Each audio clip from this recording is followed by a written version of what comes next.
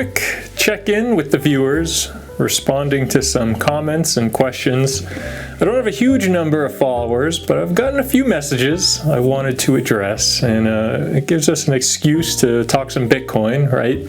So that's reason enough.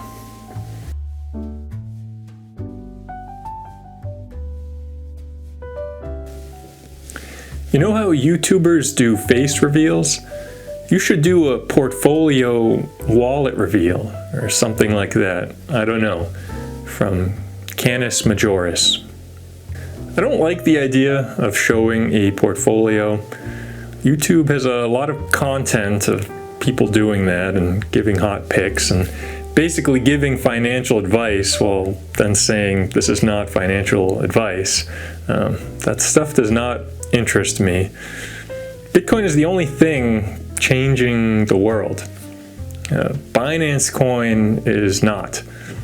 I don't want to influence anyone or tell people what you should buy. You know, altcoins are gambling. It's gambling. It doesn't interest me. Yeah, you can make profit from altcoins. Some people make a lot of money, especially if you're a deep insider for some project. Same with stocks, but ultimately it is impossible to predict the future. If you are into that, okay, but not for me. But I will share what I have aside from Bitcoin. Chainlink and Grin.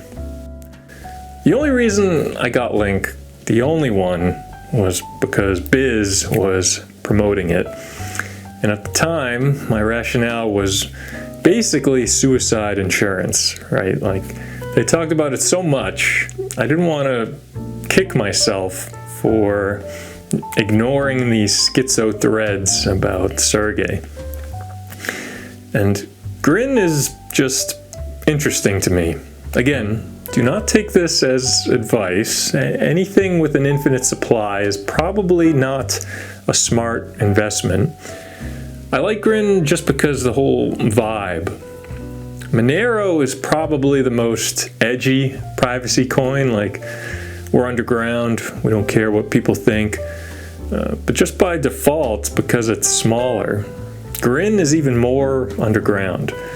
A mysterious person dropped a white paper, no pre-mine on the project, anonymous developers, you know, it checks a lot of good boxes. I made a video on it, but I got this book, the Grinoir, to support the Grin development team. And when it came to me, it looked like something Ted Kaczynski would send. I regret not filming a true unboxing. It was wrapped in brown paper bags, written like chicken scratch. It just looked like a maniac sent it. And the return address was this crazy address, this P.O. box on a small island off the United States. Just, you could really tell these guys took privacy seriously. Real cypherpunks. So, it remains a project I think is cool that hasn't sold out. Great video, but bro, how you wearing a beanie and a button-up? Ibrahim Hussein. I like winter hats. Feels good. Listen, it's cold sometimes. Also, I thought that's what you're supposed to do on YouTube. That's what all the professionals do. Is XRP Ripple the next Bitcoin? By Bickens. No. Thanks, Jesus. What would you recommend to me? I multisigged the same amount equally with my family and some with best mates.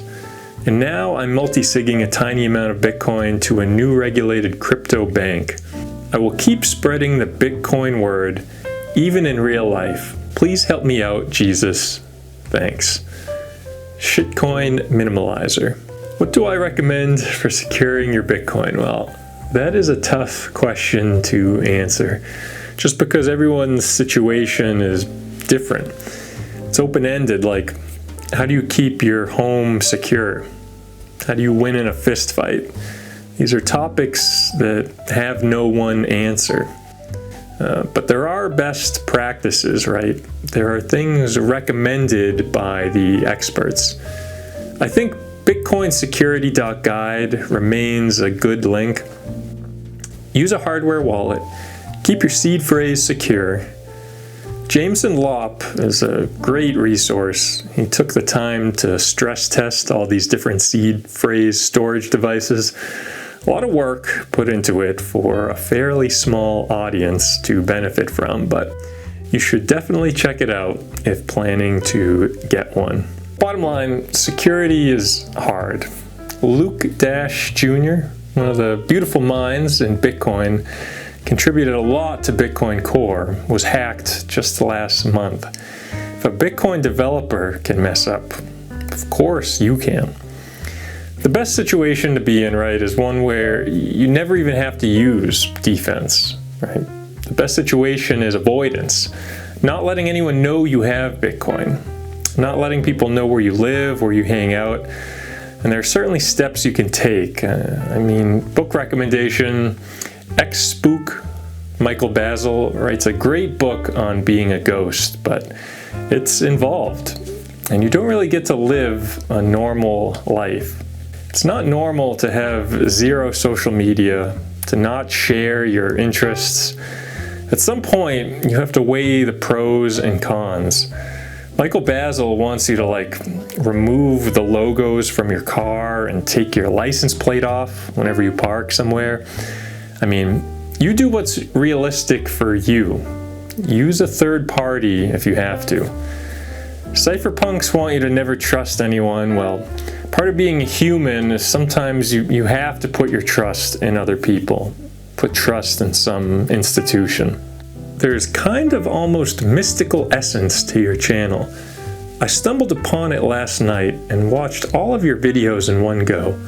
It was fascinating. All of the stories about Bitcoin, its philosophy, its mysteries, its struggles, all told in a minimalist but authentic way. This kind of initiation quest during the pizza day, fabulous. I wanted to thank you, and I hope you will continue to produce new videos. Robert Jacks. That is the nicest comment I have ever received, so thank you. I appreciate you use the word mystical at the risk of sounding unhinged. To me, Bitcoin really does hold a mystical, magical, otherworldly property. It's not just electronic money, it's the whole implication that comes with that. As many smarter people than me have said, Bitcoin is separating money from government. And just like separating the church from the state propelled massive change in society, separating the money absolutely will too. The ramifications of people being able to hold or spend wealth are so massive, I don't think anyone really understands what that means.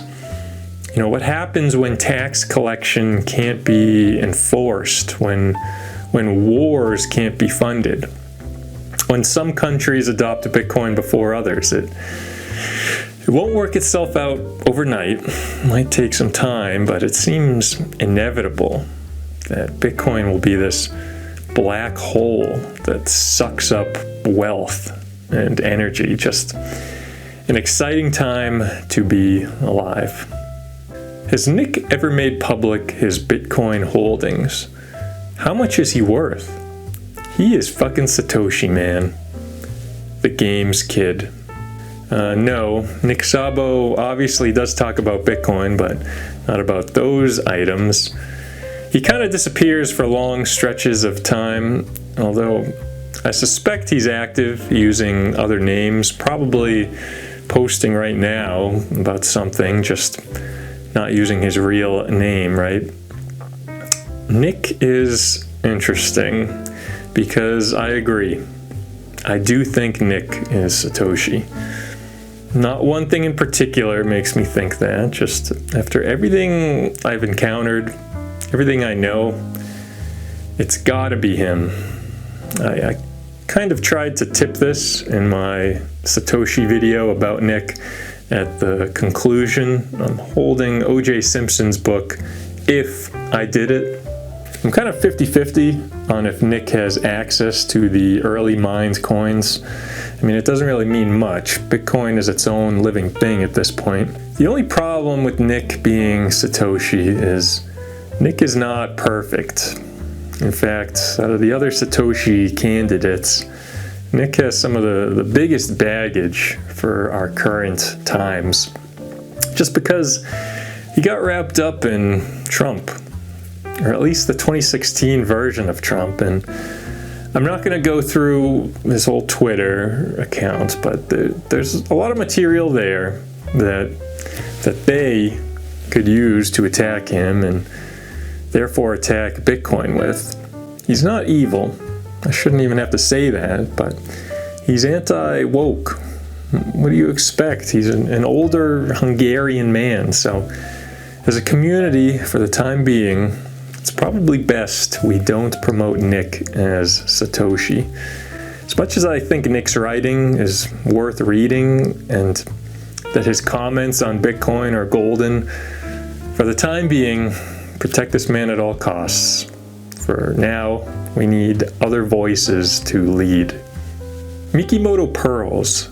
In 1878, Kokichi Mikimoto discovered how to make superior pearls through man-made pearl farming.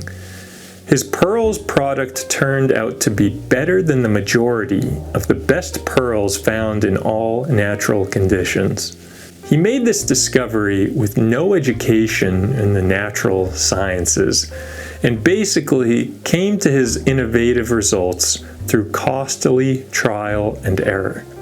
Before his discovery, the vast majority of pearls did not even appear spherical to the naked eye. Today, 90% of all pearls sold are made using his method to create what appear to be perfectly spherical, cultured pearls. Benson. Thanks for watching.